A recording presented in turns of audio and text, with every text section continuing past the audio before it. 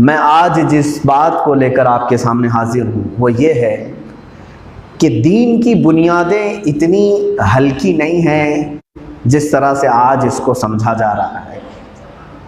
آج ہم ہیں اور چلے جائیں گے، ایسے ہزاروں نسلیں آئیں اور چلی گئیں، لیکن دین اسلام کا کچھ خراب نہیں ہوا۔ اسلام اس وقت بھی پھل پھول رہا تھا جب چنگیز جیسا ظالم پوری دنیا میں اپنی ظلم کی داستانیں لکھ رہا تھا۔ ہلاکو جیسے برباد کرنے والے بادشاہ نے مسلمانوں کی میناروں سے کھوپڑیوں سے مینار تعمیر کر دیا، پورا خون سے تہس نہس ہو چکا تھا، دریائے دجلہ کو لال کر دیا گیا تھا۔ اس وقت بھی اسلام ختم نہیں ہوا، اسلام پھل پھول رہا تھا۔ کے زمانے میں بھی اس اسلام کے تک بھی باقی ہے۔ آپ کیا سمجھتے ہیں کہ ہم چند لوگوں کے منہ پھیر لینے سے اسلام ختم ہو جائے گا؟ آج تم کمپرومائز کر کر کے چلے جاؤ گے تو کیا دین ختم ہو جائے گا؟ دین ہم سے نہیں چل رہا ہے، دین اپنی حقانیت کی بنیاد پر چل رہا ہے۔ اسلام صرف اور صرف ہمارے آنے اور جانے والوں کا یہاں پر رجسٹر ہوتا ہے۔ یہ دیکھا جاتا ہے کہ کون کامل تھا اور کون ناقص تھا، اور اگر لوگ یہ سمجھ کر کے بیٹھے ہیں کہ ہم ہی سے دین چل رہا ہے تو یہ ان کی خیالی ہے، یہ ان کی خام خیالی ہے۔ عزیزان گرامی وقار، صحابہ کرام رضوان اللہ تعالی علیہم اجمعین جو بنیادیں لے کر کے پوری دنیا میں چلے تھے، اسی کی طرف میں آپ کو توجہ دلانا چاہتا ہوں۔ آج لوگ اکثر ہماری باتوں پر یہ اعتراض کرتے ہیں اور یہ کہتے بھی ہیں، مجھے اکثر یہ کمنٹس ملتے ہیں، مولانا آج حالات صحیح نہیں ہیں، اس طرح کی باتیں ہم کر نہیں سکتے، آج حالات ایسے ہیں۔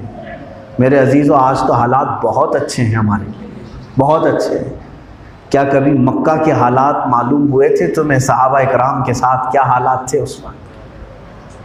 جب 40 لوگ بیٹھ کر کے گھر کے اندر کلمہ طیبہ پڑھتے تھے، تب عمر فاروق رضی اللہ تعالیٰ عنہ نے یہ اعلان کیا تھا، یا رسول اللہ صلی اللہ علیہ وسلم السنا بالحق، کیا ہم حق پر نہیں ہیں؟ حضور اکرم صلی اللہ علیہ وسلم نے فرمایا بالکل، کیوں نہیں، ہم حق پر ہیں۔ تو انہوں نے کہا پھر یہ بند کمرے میں تبلیغ اسلام کیوں؟ حرم کعبہ میں چل کر کے اسلام کی دعوت دیں گے۔ حضور اکرم صلی اللہ تعالیٰ علیہ وسلم نے آپ کے مشورے کو پسند فرمایا اور نکلے۔ ان کو معلوم تھا کہ باہر آنے کا انجام کیا ہوگا۔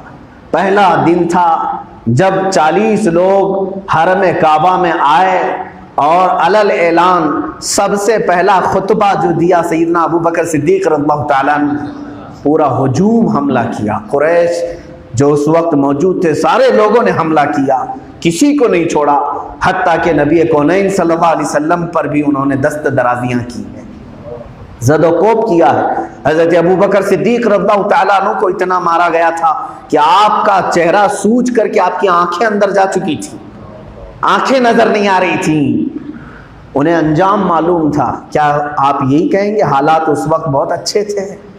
ان کے لیے حالات اچھے تھے جب وہ تبلیغ اسلام کے لیے نکلے ہیں۔ عزیزان گرامی وقار، آج جن حالات کا ہمیں یہ شکوہ کیا جاتا ہے، میں سمجھتا ہوں کہ در حقیقت تمہارے دلوں میں یہ بزدلی آ چکی ہے یا ڈال دی جا چکی ہے، جس کی بنیاد پر یہ حالات کا رونا رو رہے ہیں۔ در حقیقت دیکھا جائے تو صحابہ کرام کے ساتھ جتنے سخت حالات تھے، یہ 1400 سالوں میں کبھی اتنے سخت حالات آئے ہی نہیں ہیں۔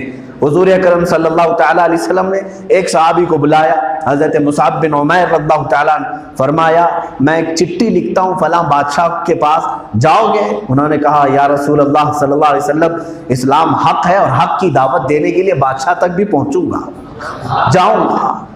حضور اکرم صلی اللہ علیہ وسلم نے 3 اور 4 سفیر اپنے منتخب کیے، تنہا اکیلے گھوڑا اٹھایا اور ان کے پاس نہ ہتھیار، حضور اکرم صلی اللہ علیہ وسلم کے قاصد بن کر کے کس کے پاس جا رہے ہیں؟ اس وقت کی سپر پاور ایران کی حکومت، کسرا بادشاہ، اس کے پاس دعوت اسلام لے کر تنہا صحابی جا رہے ہیں۔ شاہ مقوقس کے پاس گئے ہیں، مصر کے بادشاہ کے پاس، قیصر روم کے پاس، ایک ایک تنہا صحابی گئے ہیں۔ رسول کرم صلی اللہ تعالیٰ علیہ وسلم کے وہ خط لے کر کے، اس میں صرف اتنا میٹر ہوتا تھا حضور اکرم صلی اللہ تعالیٰ علیہ وسلم دکھاتے تھے بسم اللہ الرحمن الرحیم، اللہ کے نام سے شروع جو نہایت مہربان رحمت والا، میں محمد اللہ کا رسول ہوں اور میں لوگوں کو انسانوں کی عبادت سے نکال کر خالق کی عبادت کی طرف لے جانے آیا ہوں۔ یہ پیغام دے کر کے حضور اکرم صلی اللہ علیہ وسلم بھیجتے، لے جانے والے کے دل میں یہ بات کیا نہیں آتی ہوگی، میں بھرے دربار میں جاؤں گا اور اس کے دین کے خلاف میں اپنا دین پیش کروں گا، میری کیا حالت ہو سکتی ہے؟ انہیں کیا یہ احساس نہیں تھا؟ انہوں نے کبھی یہ نہیں کہا حالات ایسے نہیں ہیں جا کر کے کسرا کے پاس ہم دعوت اسلام پیش کریں۔ صحابہ نے کبھی یہ نہیں کہا حالات ایسے نہیں ہیں کہ شاہ مقوقس کے پاس جائیں، بلکہ انہوں نے یہ کہا مصطفیٰ کریم صلی اللہ علیہ وسلم نے اگر حکم فرمایا ہے تو ہمیں اس بات کا کیا دیکھنا کہ حالات کیسے ہیں، اس لیے کہ حالات جو بھی بنتے ہیں، سنورتے ہیں، بگڑتے ہیں، سب کا مالک اور خالق اللہ رب العزت ہے۔ اور وہ نکلے، گئے بھی، ایران کے بادشاہ کے پاس ایک صحابی ہیں، مقوقس کے پاس ایک صحابی ہیں، قیصر کے پاس ایک صحابی ہیں، اور وہ پڑھ کر کے بھرے مجمع میں سنا رہے ہیں۔ ان میں سے کئی بادشاہوں نے اسلام قبول بھی کیا ہے، حضور اکرم صلی اللہ علیہ وسلم کو تحفے اور ہدایہ دے کر کے بھی بھیجا ہے۔ ایک بادشاہ نے قیصر روم نے حضور صلی اللہ تعالیٰ علیہ وسلم کے، کسرا نے حضور صلی اللہ علیہ وسلم کے خط کو پھاڑ دیا اور حضور اکرم صلی اللہ علیہ وسلم کے قاصد کو قتل بھی کیا، مارا بھی۔ یہ بھی حالات ہوئے ان کے ساتھ۔ واپس آئے، میرے آقا صلی اللہ علیہ وسلم نے صرف اتنا فرمایا جس نے میرے فرمان کو پھاڑا عنقریب اللہ اس کی سلطنت کو پھاڑ دے گا، جس نے میرے قاصد کو قتل کیا اللہ تعالیٰ اسے قتل فرمائے گا۔ چند دنوں کے بعد پوری اس بادشاہ کی سلطنت میں ایسا وبال آیا کہ اس کے بیٹے نے ہی اسے قتل کیا، باپ کو تخت دار پر چڑھایا اور وہ سلطنت ایسی بکھر گئی کہ کئی ٹکڑوں میں بٹ گئی، ایک سلطنت تقسیم ہو گئی۔ حضور اکرم صلی اللہ علیہ وسلم نے جو فرمایا تھا، صحابہ کو یہی یقین تھا کہ مصطفیٰ کریم صلی اللہ تعالیٰ علیہ وسلم کے اصولوں پر چلو، دنیا پورے حالات اپنے ساتھ کر لے گی۔